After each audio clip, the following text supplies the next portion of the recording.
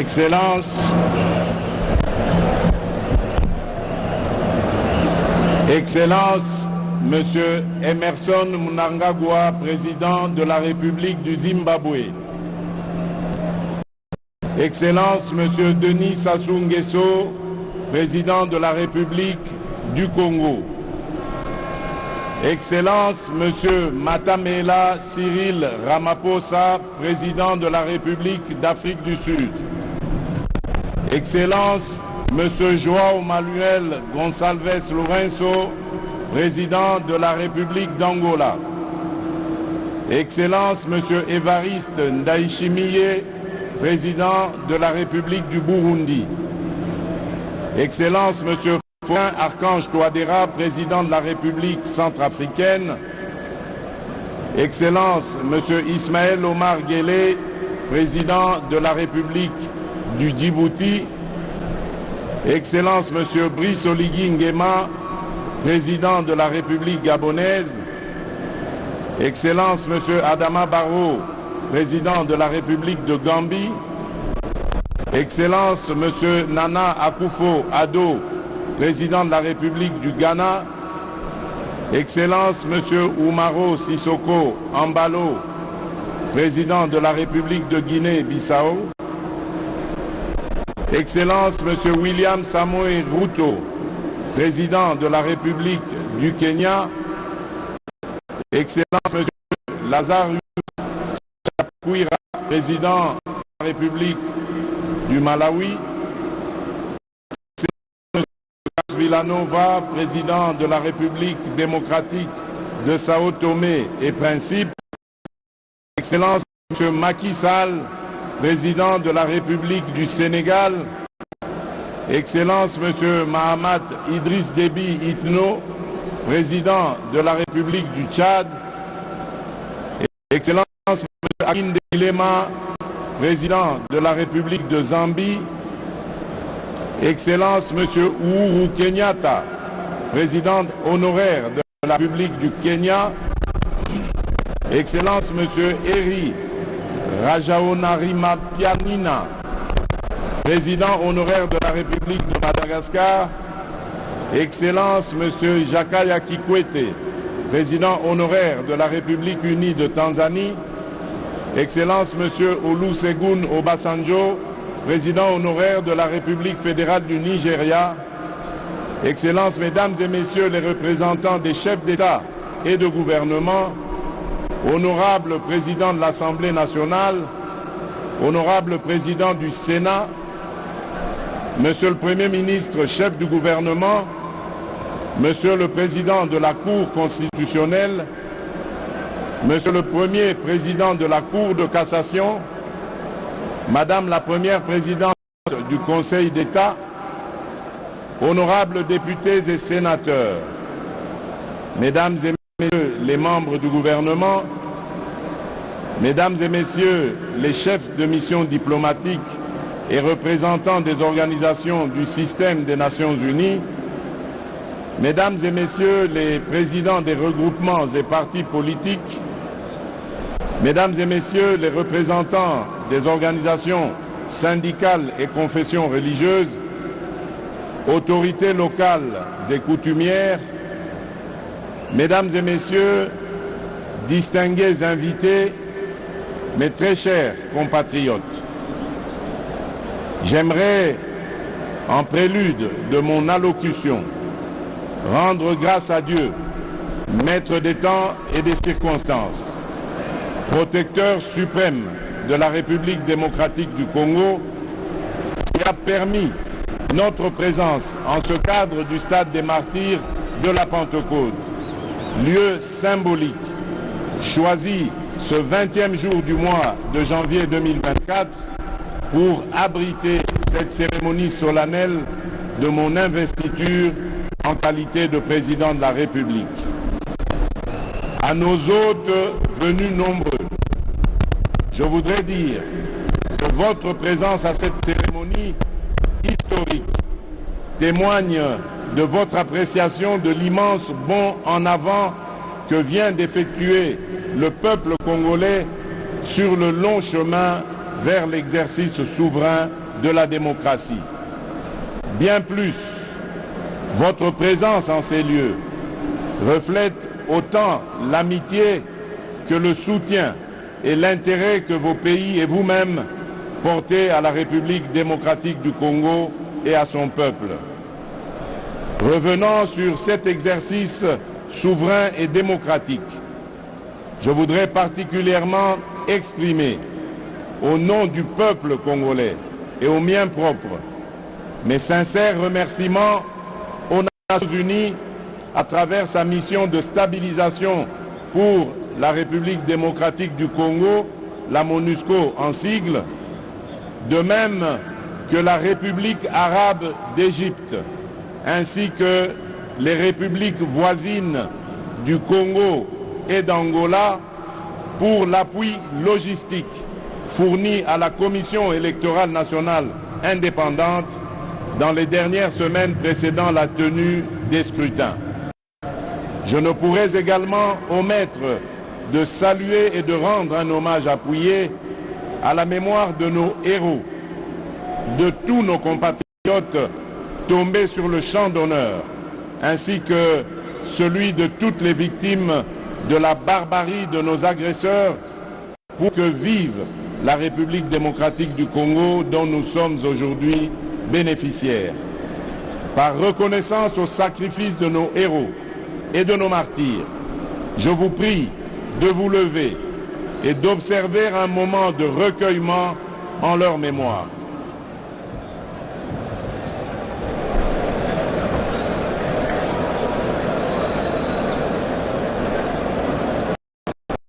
Je vous remercie.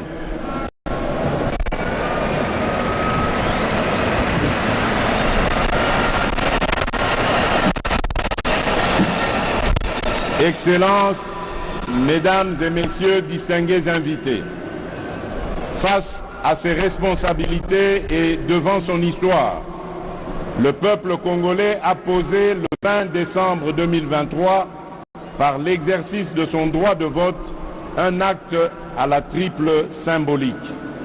En effet, le 20 décembre, le peuple congolais a clamé son amour indéfectible pour notre cher et beau pays. Il a réitéré son profond attachement à la démocratie et aux valeurs républicaines qui le transcendent. Tout comme il a préservé par cet acte l'héritage nous légué par nos pères fondateurs, dont le sacrifice consenti pour notre liberté demeure le socle de notre loi fondamentale.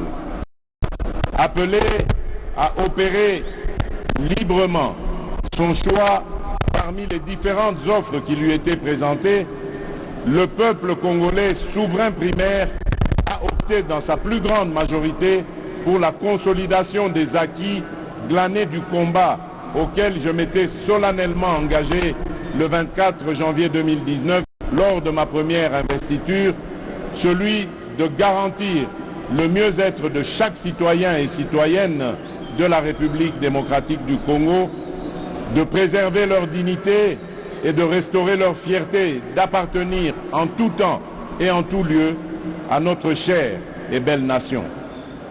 Le peuple congolais m'a renouvelé sa confiance dans la foi et la volonté que se poursuive l'émergence d'un Congo fort, ambitieux, conscient de ses potentialités et avide de progrès. Un Congo plus uni, plus fort et plus prospère. Mes chers compatriotes, ce résultat que nous célébrons ce jour a bénéficié de plusieurs apports spécifiques que je m'en voudrais de ne pas mettre en exergue. Ainsi, je salue chaleureusement ma famille politique et mes compagnons de lutte de l'Union sacrée de la nation, structure qui inclut mon parti, l'Union pour la démocratie et le progrès social.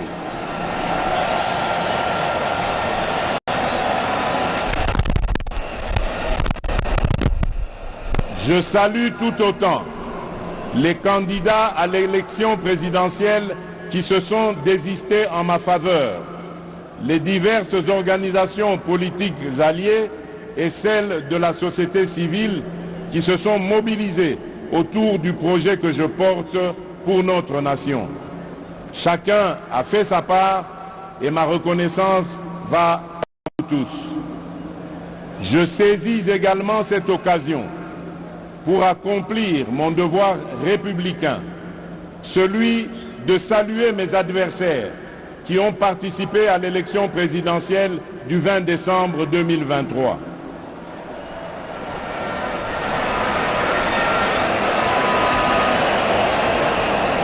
Ne dit-on pas que plus le combat est dur, plus la victoire est belle? Vous êtes donc, mesdames et messieurs, une composante consubstantielle à l'événement de ce jour et vous avez à juste titre votre place dans la gouvernance de notre pays. En ma qualité de garant de la cohésion nationale, j'y veillerai, au même titre que j'exhorterai au Parlement d'assurer l'effectivité du rôle de porte-parole de l'opposition que cette dernière voudra bien désigner conformément à la Constitution. Mes très chers compatriotes, je vous ai entendu et saisissant la gravité de cet instant, en prenant Dieu ainsi que l'instance à témoin, c'est avec un immense honneur, fort de votre plébiscite et revigoré de votre confiance renouvelée, que je consens à relever cet énorme défi dont je viens d'être à nouveau investi, celui de présider à la destinée de notre pays pour un second mandat. Chers compatriotes, j'ai appris à communier avec vous et à mieux vous connaître dans ce qui vous anime autant que dans ce qui constitue le lot de attentes et préoccupations. J'ai conscience des attentes que peuvent susciter le chômage, la création d'opportunités d'emploi pour les jeunes, les femmes ou encore les personnes vivantes avec handicap.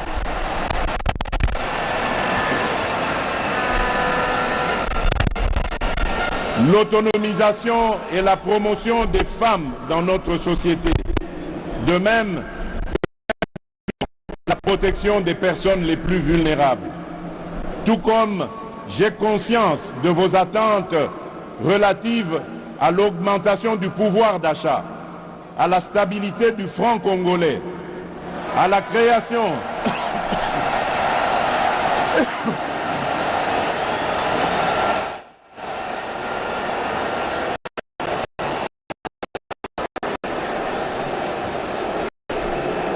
Je disais,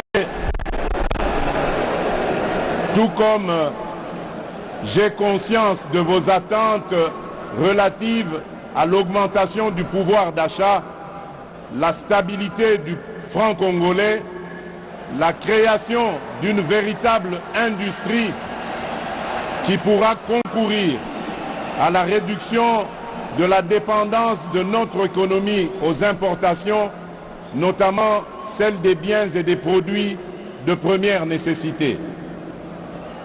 Au-delà des questions relatives à l'emploi, à la cohésion nationale, à l'économie nationale et à la monnaie, le renforcement de l'État dans sa capacité à sécuriser la population et ses biens, à éradiquer l'activisme terroriste et les groupes armés qui sévissent dans la partie orientale de notre pays, à protéger avec plus d'efficacité nos frontières, à assurer la défense ainsi que la sauvegarde des intérêts de notre pays partout où ils sont discutés, sont là autant de sujets qui aujourd'hui nourrissent vos préoccupations.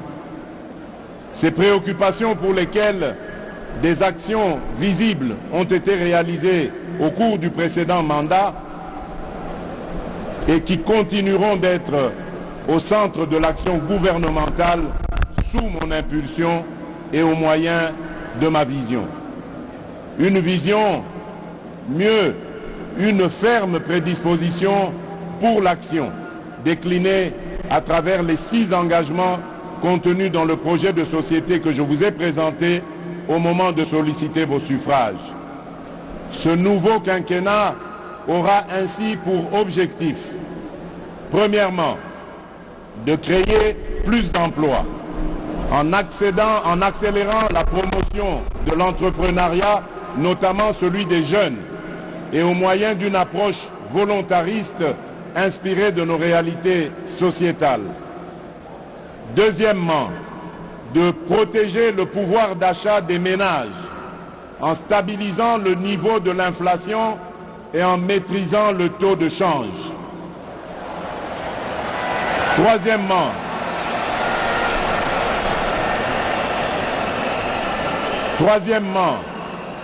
d'assurer avec beaucoup plus d'efficacité la sécurité de nos populations, de notre territoire, de nos biens ainsi que la préservation de nos intérêts. Au moyen d'une restructuration profonde de notre appareil de sécurité et de défense et par la poursuite du renforcement de notre diplomatie. Quatrièmement, de poursuivre la diversification de notre économie et d'accroître sa compétitivité en optant pour la transformation de nos produits agricoles et miniers bruts sur notre sol.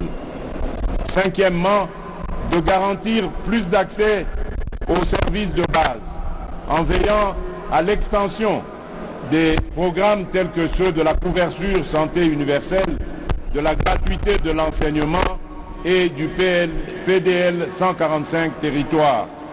Et enfin, sixièmement, de renforcer l'efficacité de nos services publics. Ces engagements résument ma détermination à offrir des solutions pragmatiques par la force de la volonté et de la mobilisation des énergies de tous pour la création de plus d'emplois pour les jeunes à la sortie de la formation et pour les personnes en sous-emploi, la maîtrise du coût de la vie et la garantie de la sécurité des citoyens où qu'ils vivent. À ces engagements s'ajoute l'épineuse question du désenclavement de nos territoires, dont la solution en termes de financement vient d'être rendue possible, notamment grâce à l'affectation prochaine de fonds issus de l'enveloppe obtenue dans le cadre de la renégociation du projet SICOMINE et qui devrait atteindre un montant global de 7 milliards de dollars américains. À cette question épineuse se pose-t-elle aussi celle du développement des chaînes de valeurs agricoles et de l'assainissement de nos villes, 3 défis qui constitueront les 3 initiatives présidentielles prioritaires de ce nouveau mandat. Mes très chers compatriotes, l'expression de vos suffrages et le renouvellement de votre confiance à mon égard interviennent dans une période critique de l'histoire et où de nombreux défis pèsent sur notre devenir collectif. D'abord, sur le plan national, les efforts fournis dans la sécurisation de nos concitoyens et dans la sauvegarde de notre intégrité territoriale se retrouvent mis à mal par les velléités obscures de certains États voisins, d'acteurs extérieurs ou internationaux, avec la complicité lâche de certains des nôtres. En effet, nonobstant votre vigilance, le sacrifice et la bravoure de nos vaillantes forces de sécurité et de défense, les menaces se veulent résilientes. Et pour beaucoup, alimentées par la trahison de certains Congolais qui, sans scrupules et sans la moindre considération humaine et patriotique, s'allient à l'ennemi pour faire couler le sang de leurs propres frères et sœurs congolais. Toujours sur le plan national, se pose le défi de la sauvegarde de notre cohésion nationale qui ne peut se faire qu'au moyen du renouvellement et de la consolidation de notre vouloir vivre collectif. Un vouloir vivre collectif où seront bannis les fléaux de la haine, du tribalisme, du clanisme et de toutes les antivaleurs qui aujourd'hui minent le développement de notre pays. Bref, un vouloir vivre collectif comme valeur sacrée que nous léguerons entière aux générations futures. Ensuite, sur le plan international, se dresse le défi de l'intégration régionale et du développement de notre continent pour lequel notre pays, la République démocratique du Congo, a significativement contribué et, fort de son potentiel, se veut aujourd'hui, plus qu'hier, un acteur incontournable, mieux, un catalyseur. Enfin, se pose-t-il le défi du réchauffement climatique pour lequel notre pays se veut être une solution au regard de ses potentialités naturelles qui ne sont plus à présenter, tout comme le défi collectif de la préservation de notre existence commune face aux idéologies du chaos et à la folie meurtrière qui n'épargnent aucune nation ni aucun pays. Chers compatriotes, je mesure l'ampleur de la tâche qui m'attend, ainsi que toute la portée des attentes légitimes qu'évoque cet ultime mandat dans l'esprit de chaque Congolaise et de chaque Congolais. J'ai cependant la certitude que par votre concours et interpellé par ce devoir patriotique qui consiste à rassembler toutes nos forces et nos intelligences, nous serons capables de combler ces attentes et de relever le défi d'assurer la destinée de notre pays. Mes très chers compatriotes, nous y sommes. Par cette cérémonie solennelle d'investiture, je reprends donc le bâton de commandement que vous m'aviez confié avec la détermination de maintenir allumé le feu sacré de notre nation. À présent, il s'agit pour nous de transformer durant les 5 prochaines années les prouesses que nous avons réalisées et de parachever l'avènement d'un Congo plus uni, mieux sécurisé et plus prospère. Il s'agit désormais pour nous de rester mobilisés et soudés dans notre lutte contre l'insécurité et la pauvreté, nos seuls et réels ennemis. Il s'agit à présent pour la nation de croire aujourd'hui plus qu'avant en notre communauté de destin et d'y travailler de manière beaucoup plus harmonieuse, tout en veillant à ne pas laisser émerger ni triompher et en s'assurant à ce qu'ils soient poursuivis dans leur dernier retranchement et qu'ils subissent la rigueur de la loi, toutes celles et ceux qui ont choisi et qui seront tentés d'emprunter la voie de l'ignominie et de la barbarie. Tirant les leçons de l'expérience passée et ayant à l'esprit vos aspirations exprimées, je m'engage à user de tout ce qui est en mon pouvoir pour que les erreurs du passé ne se reproduisent plus et pour que les actions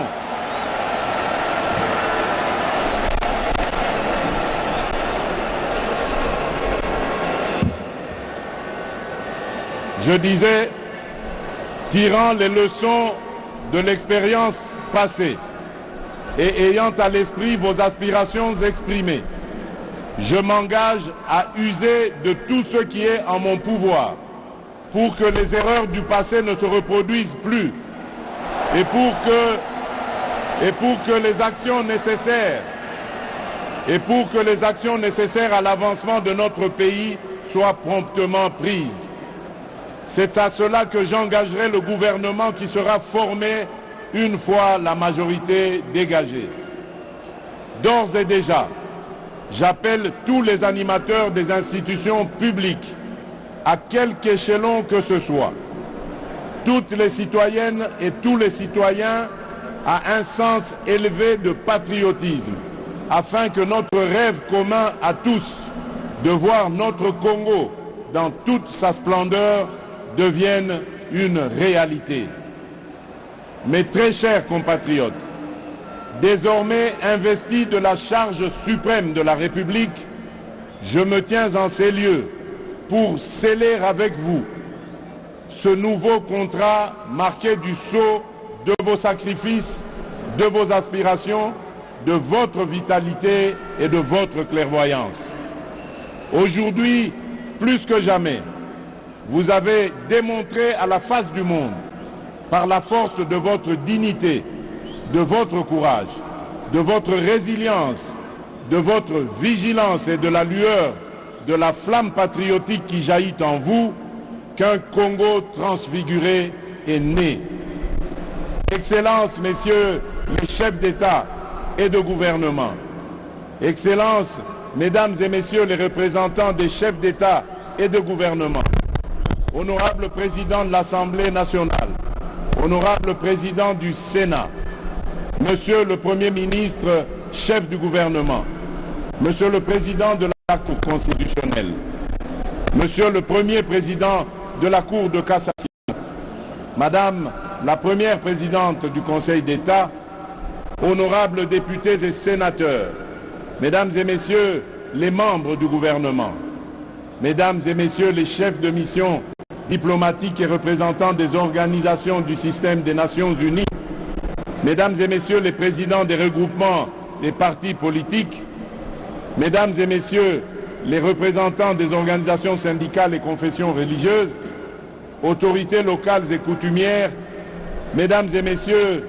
distingués invités, mes très chers compatriotes, aujourd'hui, une nouvelle ère est née, une ère de maturité, incarnée par les valeurs républicaines de paix et de justice, une ère de progrès, débarrassée de ceux qui jadis nous minaient, une ère magnifiée par le labeur, l'action juste et consciencieuse des filles et fils de notre mère patrie, une ère transcendée par le serment renouvelé de ne jamais trahir le Congo et son peuple et de propulser plus haut l'étendard de notre chère et belle nation.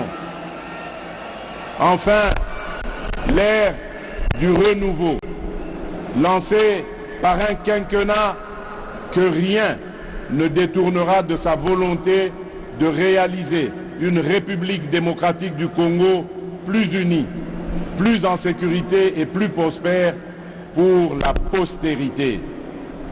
Que vive la démocratie, que vive le peuple congolais, que Dieu bénisse la République démocratique du Congo, son peuple et tous ceux qui l'ont choisi comme pays de résidence. Je vous remercie.